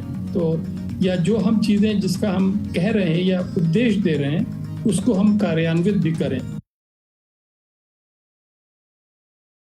तो मुझे मालूम है कि मीडिया का बहुत रुचि है कि भाई आज का मेन्यू रात्रि भोज का मेन्यू क्या होगा, तो इस बारे में आपको अच्छी तरह से पता है कि ये सब कुछ निर्णय मेजबान अंत में लेते हैं। राष्ट्रपति ने स्वयं उनसे सलाह लेकर मेन्यू बना होगा, सारी तैयारियां हुई होंगी, और यदि उसमें हमने कुछ नई चीज़ें रखी हैं, मिलेट के बारे में कुछ डिशेस बनाई हैं, तो ये पहली दफ़ा नहीं होगा, पहले भी हाल के हफ्तों में ये बात की गई है, और उसका एक प्रतीकात्मक महत्व है, सिंबॉलिक इम्पोर्टेंस है। और मैं समझता हूँ कि ये भी हमारे जो मेहमान हैं वो उसको अच्छी तरह से देखेंगे और समझेंगे। सर, अभी हमारे प्रधानमंत्री जब हाल के समय में अमेरिका गए थे तो हमने देखा था कि जब स्टेट डिनर के समय जो खाना परोसा गया था उसमें भारतीय रंग साफ तौर से दिखाई पड़ रहे थे। भारत के प्रतीकों को भी किस तरह से खूबसूरती से सहेजा गया था, क्योंकि एक मौका होता है कि आपको अपने आप को प्रदर्शित करने का, मेहमानों के सामने रखने का, और कैसे आपका एक डाइवर्स कल्चर है उसको भी कहीं ना कहीं समाहित करके आगे बढ़ने का। तो निश्चित तौर से ये भले ही खाने की मेज होगी, लेकिन उसके माध्यम से भी आप भारत की विविधता को शोकेस कर सके, बता सके कि साहब हमारे अंदर या हमारी जड़ों में इस प्रकार की एक मजबूती शामिल रही है, और उसका हम एक प्रदर्शन आपके सामने कर सकते हैं आपके खान पान के लिहाज से भी। हाँ, मैं इस बात का अनुमोदन करता हूँ, और दोनों तरफ से एक अगर अच्छा दृष्टिकोण रहे, मेज़बान की तरफ से और मेहमान की तरफ से, जो सत्कार करने वाला है उसकी तरफ से और जो अतिथि है उसकी तरफ से, चाहे वो रात्रि भोज वॉशिंगटन में हो रहा हो या पेरिस में हो रहा हो या दिल्ली में हो रहा हो, हमारा सबसे बड़ा धर्म यह है कि अतिथि को हम प्रसन्न करके उसको सुविधा के अनुसार उसको अपने घर में अच्छी तरह से सत्कार करके वापस करें। और साथ ही साथ उसका ये बड़ा मन होता है कि जब हम भारत आए हैं तो भारत की कला, संस्कृति, इतिहास, यहाँ का हैंडीक्राफ्ट, यहाँ के विभिन्न प्रकार के खाने, पकवान, उन सब का स्वाद लिया जा सके, एक इंडिया एक्सपीरियंस किया जा सके। तो उस दृष्टि से मैं कह सकता हूँ, जो बार बार चीन के बारे में कहा जाता है, मैं कह सकता हूँ कि G20 की summit, it is a summit with Indian characteristics, यानी ये एक ऐसा सम्मेलन है जो भारत की पूरी छवि से जुड़ा हुआ है। उन दोनों चीज़ों को अलग नहीं किया जा सकता है। और ये बात मैं समझता हूँ जो हमारे सारे महत्वपूर्ण अतिथिगण आए हैं वो इस बात को लेके जाएंगे। उन्होंने जो यहाँ से फोटो खींची होंगी, जो वीडियो बनाए होंगे, जो उन्होंने नोट किया होगा, क्योंकि विदेशी पत्रकार वगैरह जो मुझसे मिल रहे हैं वो बराबर इस बात को कह रहे हैं कि this is a G20 summit with Indian characteristics. जी, एम्बेसडर भाटिया, शेरपा अमिताभ कांत ने कहा था कि action oriented New Delhi declaration है। क्या आप मानते हैं कि जिस तरह से आप कह रहे हैं नया भारत, बदला भारत, मजबूत भारत, उसकी एक तस्वीर इस पूरे दिल्ली डिक्लेरेशन में भी दिखाई देगी? हम जानते हैं कि ये विश्व की आर्थिक समस्याओं के समाधान का मंच है G20, लेकिन बहुत साफ उन्होंने कहा कि 8 पैराग्राफ्स ऐसे हैं जिसमें जियोपॉलिटिकल इश्यूज को शामिल किया गया है। तो हम उसे नकार नहीं रहे हैं क्योंकि भू राजनीतिक परिस्थितियों का असर तमाम देशों की अर्थव्यवस्थाओं पर, आर्थिक परिस्थितियों पर सीधे पड़ता है। आपने बहुत अच्छी बात सामने रखी है। जो जियोपॉलिटिकल पैराग्राफ्स हैं, हम लोग उसका विशेष रूप से अध्ययन कर रहे हैं और करेंगे। संक्षेप में कहा जाए तो ये है कि बाली डिक्लेरेशन, यानी पिछला शिखर सम्मेलन इंडोनेशिया में हुआ था, वहाँ पर 2 पैराग्राफ्स में इस बात को निपटा दिया गया था। उस समय स्थिति दूसरी थी, उस समय तक इतनी स्थिति गंभीर नहीं हुई थी जितनी अब हो गई है। और इसीलिए पिछले 9 महीनों में बराबर रूस और चीन ने ये बात सामने रखी थी कि हम बाली के पैराग्राफ्स को स्वीकार नहीं करेंगे। और इससे लोगों के मन में बड़ी शंका थी कि हमारी सफलता कितनी मिल पाएगी। और इस स्टेज पर आने पर मैं ये कह सकता हूँ कि भारत की डिप्लोमेटिक मशीन राजनीतिक नेतृत्व की गाइडेंस में जब काम करना शुरू किया तो मुझे मालूम है कि सम्मेलन शुरू होने से पहले ही हमारे पास कई ड्राफ्टिंग ऑप्शंस थे, कई विकल्प थे। और अंत में जो सबको पसंद आया वो यही था, पहली बात कि आपके सामने जो समस्या है उसको चंद शब्दों में ना कहिए, उसके लिए आप थोड़े और शब्द ले लीजिए, यानी 2 पैराग्राफ से 8 पैराग्राफ पे चले जाइए। दूसरी बात खास तौर से ये कही गई कि जिस तरह से रूस को आलोचना की गई थी बाली में, उस चीज को निकाल दिया गया। मगर साथ ही साथ ये बात बराबर रखी कि यूक्रेन का मामला इस घोषणा पत्र में आना जरूरी है, इसलिए क्योंकि उसका असर, उसका प्रभाव देशों की आर्थिक व्यवस्था पर बहुत ज्यादा पड़ा है, खास तौर से विकासशील देशों की अर्थव्यवस्था पर। और इसलिए जरूरी है कि हम उसको अच्छी तरह से विस्तार से अपनी बातें रख दें, जिस पर कि दोनों पक्षों को कोई आपत्ति न हो। और यही हुआ जी, और इसीलिए समझौता बन पाया। जी भाटिया जी, आपको रोकना चाहेंगे क्योंकि कुछ जानकारी हम मेन्यू की बात कर रहे थे कि क्या कुछ खाने के पकवान में हो सकता है। जी हाँ, तो कुछ जानकारी आई है, उसको साझा करना चाहेंगे दर्शकों के साथ में। शुरुआती व्यंजन के तौर पर पात्रम का जिक्र है, ताजी हवा का झोंका, दही के गोले और भारतीय मसालेदार चटनी के से सजे कंगनी श्री अन्न लीफ क्रिस्प, इसका जिक्र किया गया। मुख्य भोजन के लिहाज से अगर बात की जाए तो वन वर्णम, मिट्टी के गुण वाला, ये इस प्रकार के तमाम चीजें हैं जिसमें ग्लेट्स फॉरेस्ट मशरूम, कुटकी श्री अन्न क्रिस्प और करी पत्ते के साथ तैयार केरल लाल चावल के साथ परोसे गए कटहल गैलेट्स, यानी कि इस प्रकार के तमाम भारतीय व्यंजनों का भी एक तरीके से वहां पे प्रदर्शन होगा। और भारतीय रोटियों के लिहाज से बात की जाए तो मुंबई पाव का भी वहां पर परोसा जाएगा। कलौंजी के स्वाद वाले मुलायम एक तरीके से जो बनाए जाते हैं उसका एक तरीके से जिक्र रहेगा। और बाकर खानी को भी एक तरीके से परोसने की बात है। और ये मुख्य भोजन के लिहाज से बात है, इसमें इलायची के स्वाद वाली मीठी रोटी हुआ करती है, ये हमारे मेहमानों को परोसने की बात। साथ ही साथ मिष्ठान की अगर बात की जाए तो मधुरिमा स्वर्ण कलश का इसका नाम है, इस लिहाज से इसको परोसा जाएगा। इलायची की खुशबू वाला सांवा का हलवा, अंजीर, आड़ू, मुरब्बा और अम्बे मोहर राइस क्रिस्प के साथ में इसको तैयार किया जाता है। तो ये कहीं ना कहीं पकवानों की लिस्ट में है। पेय पदार्थ की बात की जाए तो कश्मीरी कहवा, फिल्टर कॉफी और दार्जिलिंग की चाय, ये कहीं ना कहीं शामिल किया गया। ऋतु, हम जिस बात का जिक्र कर रहे थे कि भारत के तमाम राज्यों की विविधताओं को परोसते हुए कहीं ना कहीं खाने की मेज पर भी भारत की विविधता के दर्शन होंगे। तमाम चीजें सहेजी जाएंगी जिनको परोसा जाएगा मेहमानों को। निश्चित तौर से मेहमानों के लिहाज से भी इस बात का ख्याल रखा जाता है। राजीव जी बेहतर बता पाएंगे, लेकिन अपनी तरफ से मेजबान क्या अतिरिक्त उनको परोसता है, इस बात को भी दिखाया जाता है। और इसमें भारत की कोशिश क्या है, किन किन चीजों को समाहित किया गया, इसका प्रदर्शन कहीं ना कहीं रहेगा। मिस्टर भाटिया, G20 के पूरे इस सम्मेलन को, मतलब इसकी तैयारी से लेकर आज पहले दिन की शुरुआत रात्रि भोज में जिस तरह से अरेंद्र ने बताया कि खाने के लिए किन किन व्यंजनों को चुना गया है और तमाम राष्ट्र के तमाम राज्यों के व्यंजनों को चुना गया है, इसके लिए क्या आपको लगता है G20 के इस पूरे शिखर सम्मेलन को एक आम जनता के आयोजन के तौर पर भी इसे बनाया गया, संभ्रांत राष्ट्रों तक ही सीमित ना रख के?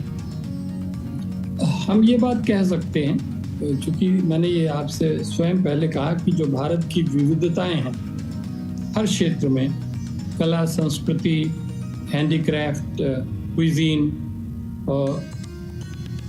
आर्किटेक्चर, उन सबको देखते हुए हमारा यत्न यही रहा था, सरकार का यत्न यही रहा था कि जब बाहर से लोग आए, नेता आए, उन्हें भारत की जो डाइवर्सिटी है, भारत की जो वैरायटी है, उसका अनुभव करने का अवसर मिले। क्योंकि आखिर हम जानते हैं कि इतने बड़े नेता कभी कभी आते हैं और एक साथ, तो मेरे ख्याल से बहुत बरसों पहले कभी आए हों, मगर निस्संदेह ये जो शिखर सम्मेलन है, ये लिविंग मेमोरी में अपने आप में एक बड़ा सम्मेलन माना जाता है। और सबसे बड़ी चीज़ ये है कि हमने दोनों तरफ का ख्याल रखा है। एक तरफ जो भारत की सॉफ्ट पावर है वो पूरी तरह से शोकेस की गई है, दिखाई गई है, उसका प्रदर्शन किया गया है, जिसमें ये सारी बातें जो आप कह रहे हैं वो आ गई हैं। दूसरी तरफ जो भारत की इंटेलेक्चुअल और डिप्लोमेटिक पावर है, डेक्सटेरिटी है, चतुरता है, वो भी सामने आ गई है। सारे डिप्लोमेट्स भारत के और पत्रकार सारे इस बात को मानेंगे कि जिस तरह से हमारी टीम ने काम करके एक घोषणा पत्र बनाया, वो बहुत अच्छी बात थी।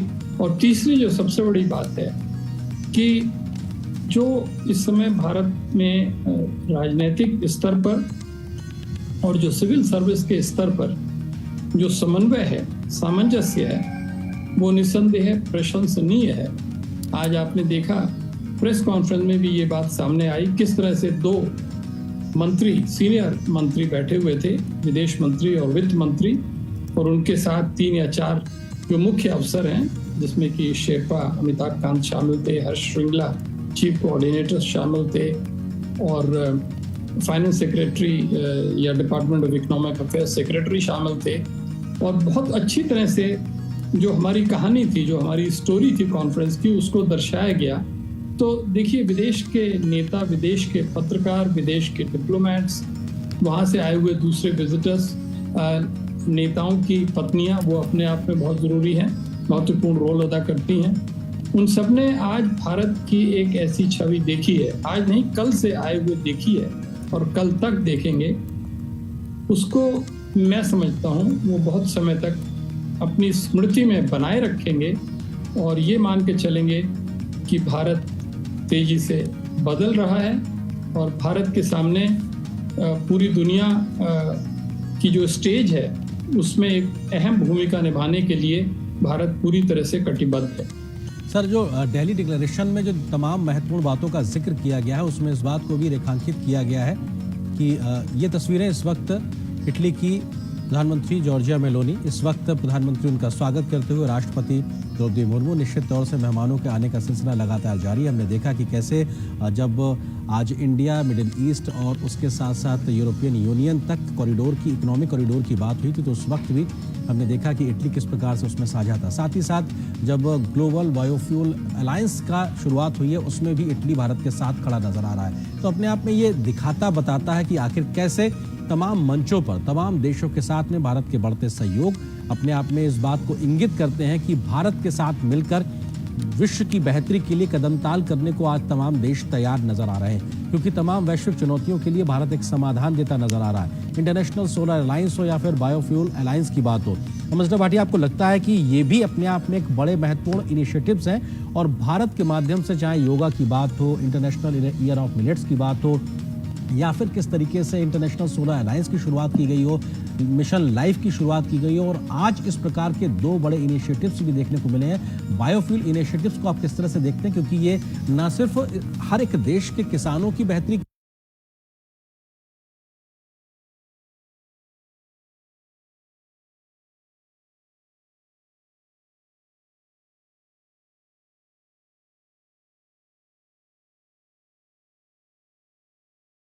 के लिए है, बल्कि दुनिया में फॉसिल फ्यूल्स के इस्तेमाल को कम करेगा, पृथ्वी के संरक्षण को भी फायदा देता नजर आएगा। स्वच्छ ऊर्जा को लेकर एक ग्लोबल इकोसिस्टम बनाने का एक बड़ा प्रयास 2015 के इंटरनेशनल सोलर अलायंस के बाद।